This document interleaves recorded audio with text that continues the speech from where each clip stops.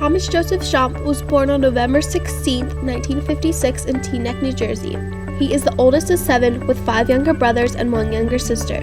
He served in the military for 22 years alongside one of his brothers, and his father also served in the military during the Korean War.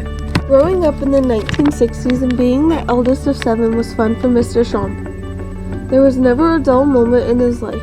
He was interested in motorcycles and cooking. He cooked for 4 years and even volunteered at his town's fire company and cooked for the firefighters. He realized he couldn't see himself cooking for the rest of his life and searched for something else. While at the fire company, Mr. Schomp met a man named Robert Evans. He was a volunteer firefighter and Navy recruiter. Some of the firefighters, including Mr. Schomp, started talking to Mr. Evans about the Navy. It offered a lot of educational opportunities and a chance to see places. The biggest thing for Thomas was to serve his country. Soon, a group of them joined the Navy with Mr. Schomp. Boot camp was pretty intensive. That was a rude awakening, especially that first morning after getting there. The company commanders, the guys that were in charge of us while we were going through boot camp, came in and it was just like on TV. They came in kicking garbage cans, making a bunch of noise, yelling and screaming, get up, move it, you know, move your bleeps, you know, that type of thing. So, yeah, it was pretty intense. When training was over, Mr. Schomp went to the USS Constellation, outside of San Diego. The ship was an aircraft carrier. His duty on the ship was to be a burner man. He was to put in and take out burners to produce steam for the engines. While on board, Mr. Schomp was in a newspaper story about a funny picture and a funny story to lighten up being on a deployment. I see you in that picture there. That was on board the USS Constellation. And I don't know if you guys can see it, but this is Master Chief Creech. Master Chief Creech was probably all of 4 foot nothing.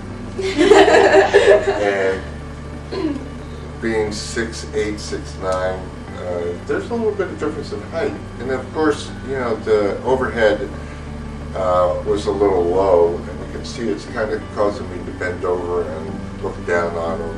And it was just a, I don't know, just a story, a funny picture, just to lighten up, like being on a cruise that was taken during that time frame. After Mr. Schomp's deployment on the Constellation, he became a top watch on the USS Kitty Hawk. That meant that he would oversee the sailors working for him. He would keep in contact with the engineering officer who would tell him what was expected of him. On board the Kitty Hawk, while participating in war games with Japan, a Russian submarine struck one side of the ship, leaving a 70-foot-long gash. We were on the USS Kitty Hawk and playing war games. And late one night, we actually had a Russian submarine.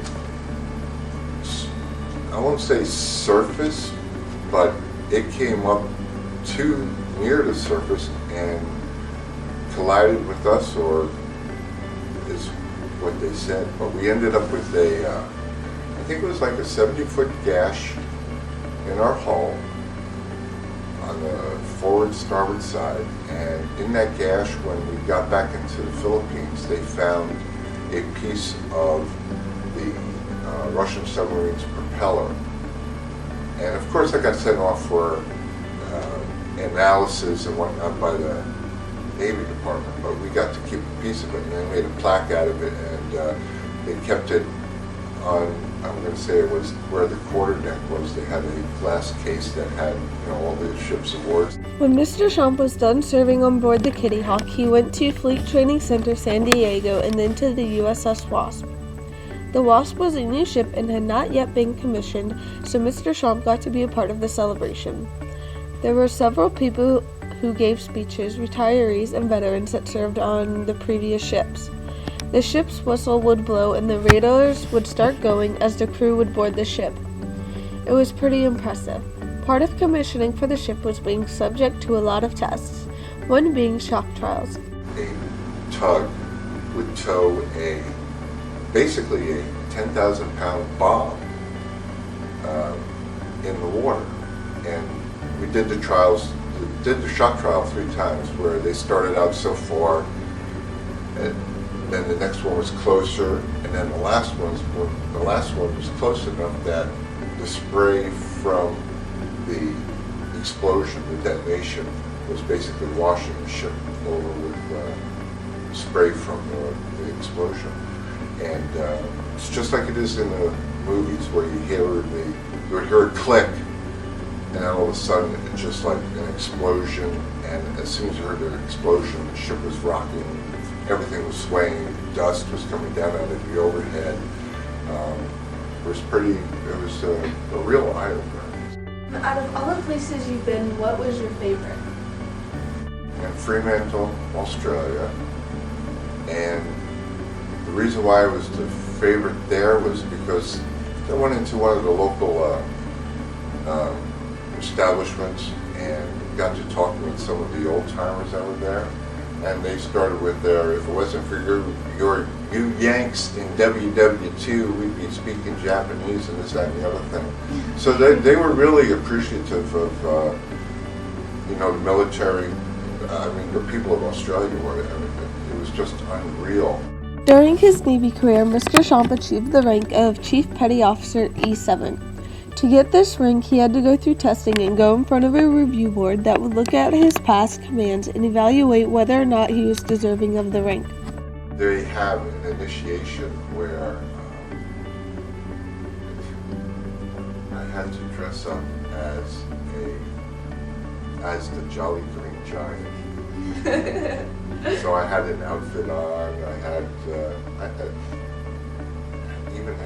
I was like a cross between a Jolly Green Giant and an elf. We just had a little bag with pixie dust, sparkly stuff blowing at the guys. It was just. Also, throughout his Navy career, Mr. Schomp received various awards.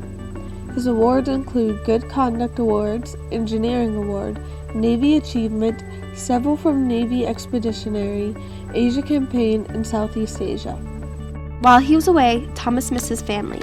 He would keep in contact through letters, phone calls, and email. When his ship would dock, he didn't always have someone on the pier waiting for him, like he would have liked to have. It was very easy for him to adjust to different living styles. His family is proud of him for serving his country. No regrets from Thomas about his Navy experience of 22 years. He hasn't kept in touch with old friends much, but he's a part of the VFW. He wouldn't change a thing and is glad to have served his country. We would like to thank you, Mr. Schomp, for your 22 years in the U.S. Navy.